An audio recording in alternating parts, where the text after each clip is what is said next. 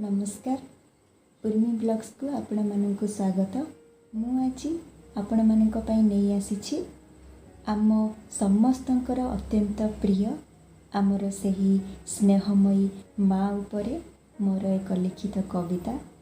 तेबे माँ संपर्क रे मु आउ अधिक कौन बा कहिबी, केवल गोटे धाड़ी ही कहिबी जी कि आम ठारू बयसरे अनेक बड़ होइथिले मध्य ताकू तुमे नुह तू डाकिबारे ही अधिक आपणापण अधिक मिठापण रही थाए। तेणु ता संपर्क रे कौनसी निर्दिष्ट संज्ञा दिया जाय परिबो नाही, कारण से सबु संज्ञा ठारू ऊर्ध्वरे। से आम पई केते कौन करिछि ताहा मुहरे कहिबा ठारू प्रत्येक मनीष निज भितरे निजे अनुभव करिबा आवश्यक। तेबे जाई मु भाबुछि आजिर समाज रे माँ मानकर दुख टिके कम हे जिवो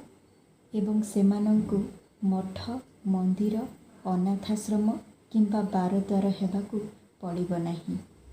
तेणु आपण समस्तंकु मोर गोटे वार्ता, माँ जेतेबेले निस्वार्थ पर भावे आम पाई एते सबु करुछि, तेणु आमर भी कर्तव्य ता अठरे हस टिकक रखिबा पाई आमे सबु बेले कार्य करिबा दरकार। कारण माँ रो हस सबुठु मूल्यवान।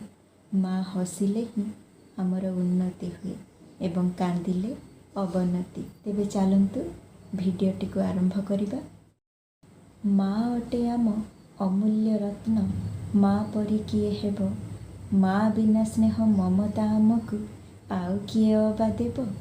सेही ममता को धरी जीवन पथरे बाट चालू आमे जाउना केबे बिहुड़ी।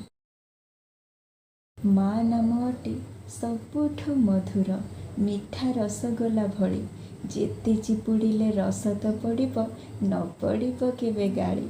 सेही रस अटे आम जीवन, कर्म पथरे थकी पड़ी गले देई देखाए से सपन। मार चेहरा पूर्णिमार चंद्र, चंद्र भली चमकई, दीप शिखा भली निजकु जाली आलोक सिए दियई।